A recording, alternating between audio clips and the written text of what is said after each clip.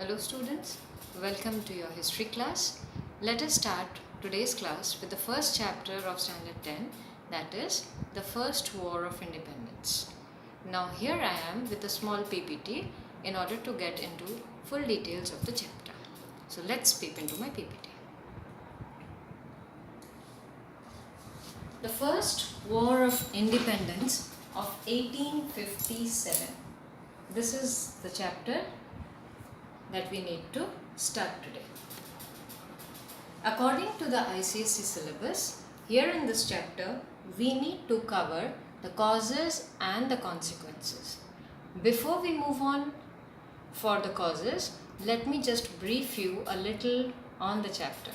You can see here three dates: 1757, 1857 and 1947. 1757 is 100 years exactly ago, when the Battle of Plassey, one of the most important battle, had taken place, and the reason of the battle was the state of Bengal, and the consequence, that is very important here, the consequence was the East India Company got its control over India. It all went on for 100 years. And after this, the Indian rulers, as you can see a picture where you can see few people or a mass, started with an uprising. So 1857 was the year, or prior to a year of it, the uprising had started, and this particular year brought an uproar, because of which after 90 years, that is in the year 1947, finally India got its independence. Now let's move into the causes. The first cause, that is the political causes. Now causes have been categorically divided into four different causes: political, religious and social, economic and military causes. The first point on the political cause is the policy of expansion. Policy of expansion clears out here the different ways of Britishers expanding, or the East India Company expanding its rule in India. The very first such policy was by outright wars. Now when I say outright wars, it was to bring in territorial power and to safeguard their economic and political interest. The Britishers had waged number of wars. Their examples of such wars are the Battle of Buxar, that had taken place in 1764, the Anglo-Maratha War, the Second Anglo-Sikh War, and two more. The next cause, or the point under policy of expansion, is all about subsidiary alliance.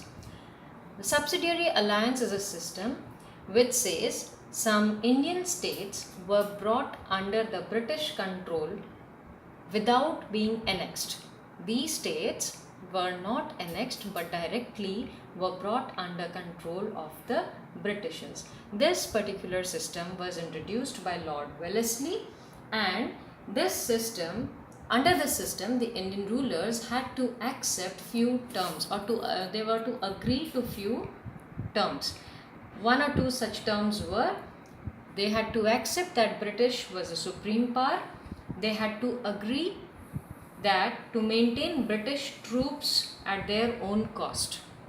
Fine. The next cause is about doctrine of lapse. Doctrine of lapse is one of the most important methods or policies. There are often questions relating to doctrine of lapse.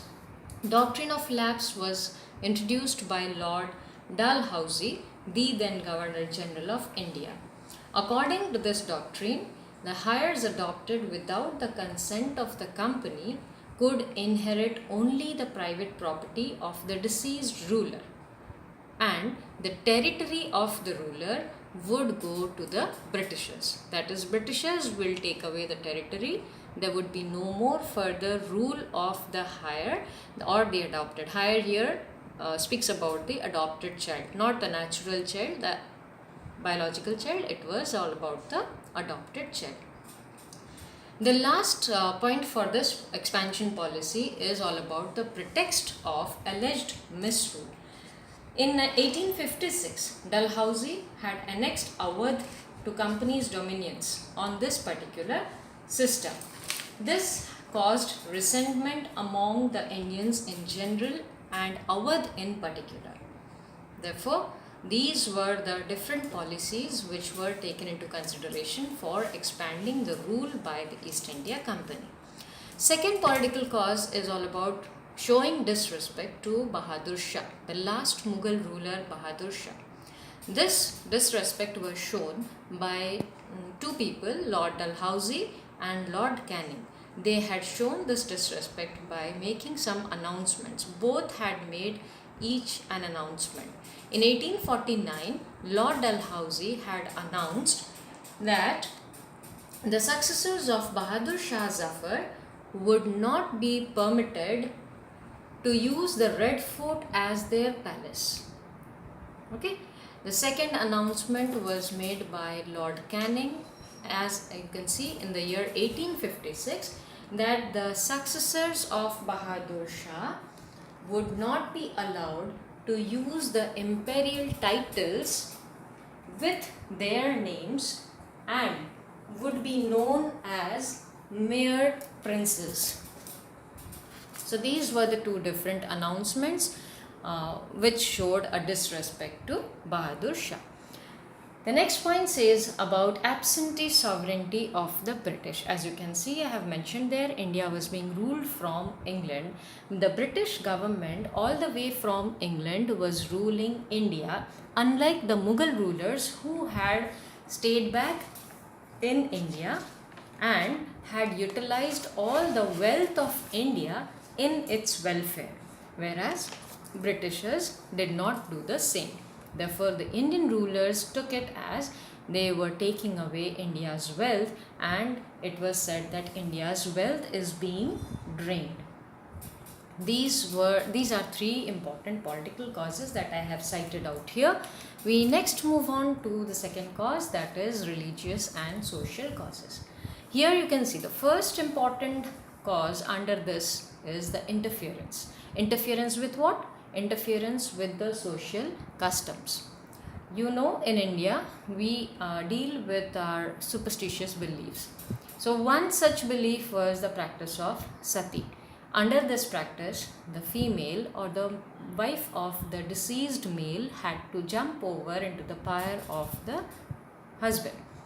This particular practice was abolished in 1829, and a new practice, that is a new introduction, was done for the widows, that is Widow Remarriage Act in 1856. This was taken seriously by the Indian rulers that Britishers have started interfering into our social customs.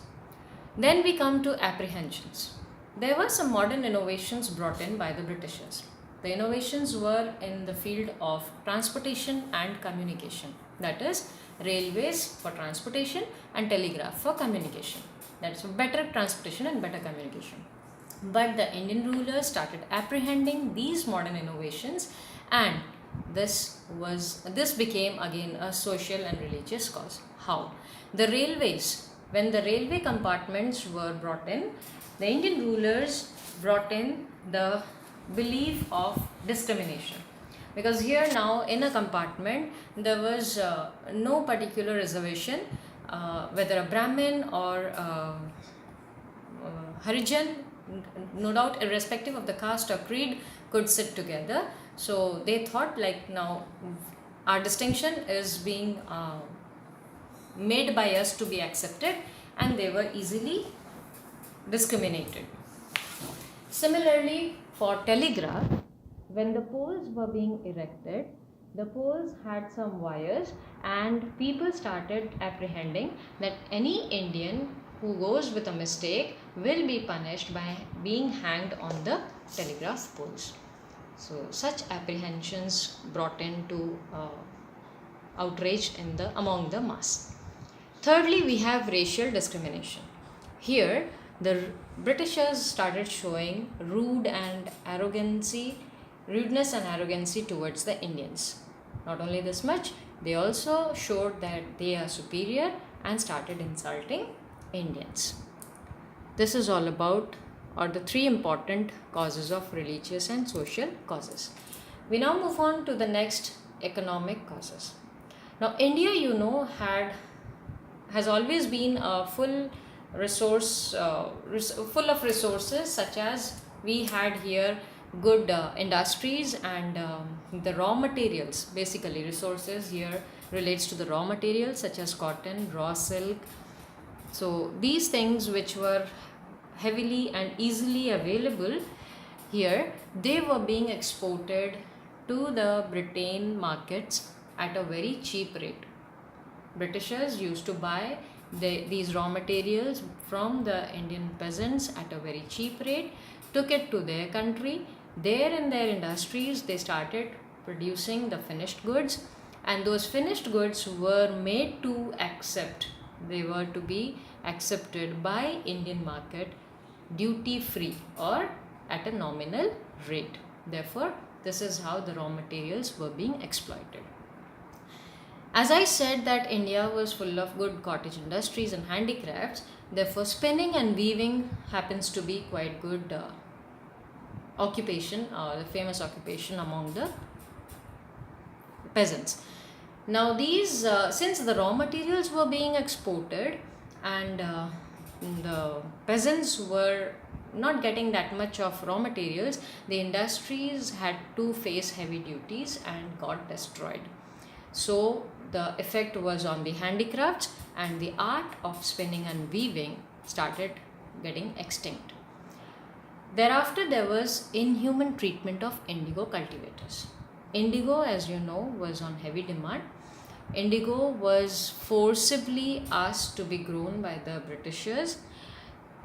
Initially, the peasants or the farmers in a particular land used to grow a crop, and the 1/4 of the production, the 1/4 of the land was for themselves. But now, as they were forced to grow only indigo, the entire land had indigo cultivation, so there was no crop for their family, and the entire indigo cultivation was taken away by the Britishers. This is what they were being inhumanly treated. This is all about the economic causes. We then come to the military causes. Military, we have been learning in history since very beginning that Indians always had a good standing army. Now here we come across three different points. In 1856, a General Service Enlistment Act was introduced. This particular act became a taboo for the Brahmins because under this act they were asked to go for overseas duty whenever they had to go for. This started a feeling of resentment among the Brahmins especially. Therefore, some of them started resigning from the Indian army. Apart from this, the Indian soldiers were poorly paid. They were not housed properly. They were not fed properly, and were also forbidden from wearing caste or sectarian marks. Beards or turbans were also not allowed. On top of all this, there were bleak prospects. Bleak means very poor prospects of promotions. All the high positions were reserved for the British, irrespective of their performance. Indian soldiers were hardly given a rank of Subedar. They were only promoted till a rank of Subedar. No rank beyond the rank of Subedar was ever given to an Indian soldier. These are the four different causes: political, I repeat, political, religious and social causes, economic causes, and the military causes. The next session we shall be discussing the consequences of the war. Thank you.